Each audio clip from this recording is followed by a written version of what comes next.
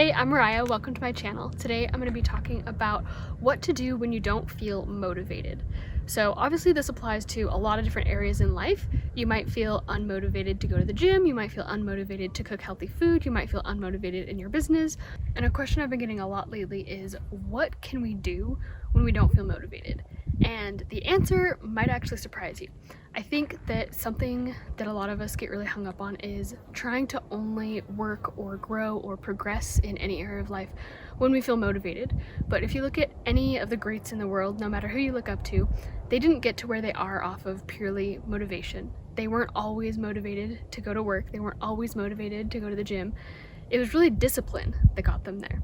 And that's what I would really recommend focusing most of your energy into when you're feeling unmotivated, is just building up habits. Create a daily routine for yourself that will allow you to implement whatever your goals are into actions that you're taking every single day. So for example, if you're really trying to focus on being more positive, slip in affirmations or a gratitude practice somewhere that's really easy to put it into your day. So maybe while you're eating your breakfast, you listen to something inspiring, or while you're eating breakfast, in between each bite, you write down something that you're grateful for. So these aren't really big, huge actions that you have to take every day, but it's just something simple that's already in your routine that makes it easy to implement, that even on the days when you're not feeling motivated, you're still going to eat breakfast. You're still going to be able to have that practice. So it's the same with either going to the gym or going on a walk, implement that in somewhere into your day that you're always going to be able to consistently commit to, so that it's really, really easy to follow. So a common mistake that I constantly see people make is going all in on their goal from day one.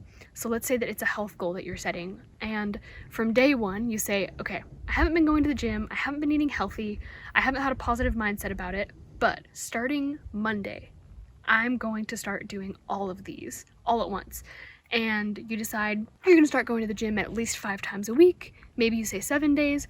You decide that you're going to have only clean meals for the next 30 days. You're not going to have any cheat meals or whatever you want to look at them as. And you're going to be as positive as possible. You're going to read multiple different books and you're just going all in. Often I see people crash and burn from that because you have so much motivation the first few days. Usually by day 3, it's starting to wear off. Sometimes it might last people a week or two. But once that motivation wears off, if you didn't have consistent habits that are easy to do, that are linked to something else that you were already doing in your day, it's really easy to just let all of those habits go and say, oh, I'm really sore, I don't want to go to the gym today. Or, man, I'm just really craving that thing that I've told myself I can't have because it's bad. Or, I just really need to complain today. So when you put that much pressure on yourself to stick to all of these goals and hit them all perfectly, you're basically setting yourself up to fail. So what I recommend is just, instead of going all in on your goals, like I said, doesn't matter if it's a business goal, a health goal, mindset, whatever it is, pick something small that you can add on to what you're already doing, and then incrementally add to that as it gets easy. So earlier I talked about mindset, I've talked about a goal with your health. Let's talk about a goal with business. Say you want to hit a certain income within a certain time frame. So instead of going all in, and let's say that in 6 months you want to make a certain amount of money, instead of going all in on that in the first month, what you want to do is just start incrementally adding to it. So say the first month, set yourself a goal that's just above or maybe double what you've already done in the past. If you haven't hit anything in the past, maybe just try to match whatever you're already earning from a part-time or full-time job, and that's your first goal.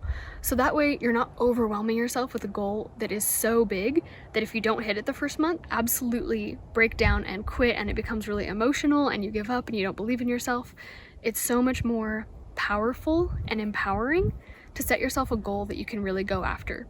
So again, along the same notes, ways that you can implement business habits would be, if you're still at a part-time or full-time job, instead of telling yourself, okay, I no longer get to go out on weekends, I don't get to see friends, I don't get to socialize, even on weeknights, I don't get to do anything, that's my business time.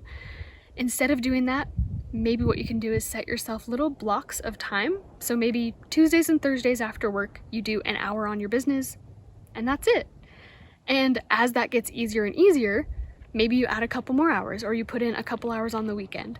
Or if you're wanting to work for yourself full time, you just find different spaces in your day that you can implement that in there.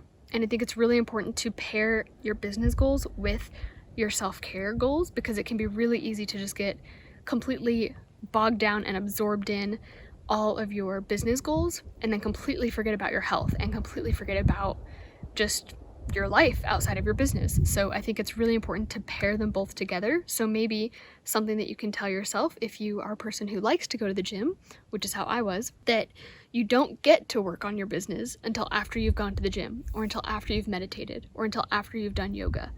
And that way you're just balancing it out a bit more. Or maybe if you're the opposite and you're like, I'm really motivated to work on my business, but not so much on my personal health. Maybe you can set yourself a goal of, okay, I can work for 2 hours, and then every 2 hours or 1 hour, whatever you want to set it as, I have to go out on a walk, or I have to go to the gym, or do yoga, or breathe and do a meditation practice for 5 minutes. Like I said, I think it's really important to just tie both of those together. So to really wrap everything all together, when it comes to motivation and going after your goals, you want to focus more on habits and daily actions than on motivation, because motivation isn't always going to be there. So you want to be sure that whatever you're going after, you're able to maintain even after the motivation dies off. So if this video has been helpful for you today, please feel free to give it a like, subscribe down below, and leave me a comment. Let me know if you found this to be true in your life. Do you get motivated and then burn yourself out on whatever it is you're focusing on? Or are you someone who thrives off of motivation and can continuously build your motivation to get you through things? I'd love to know.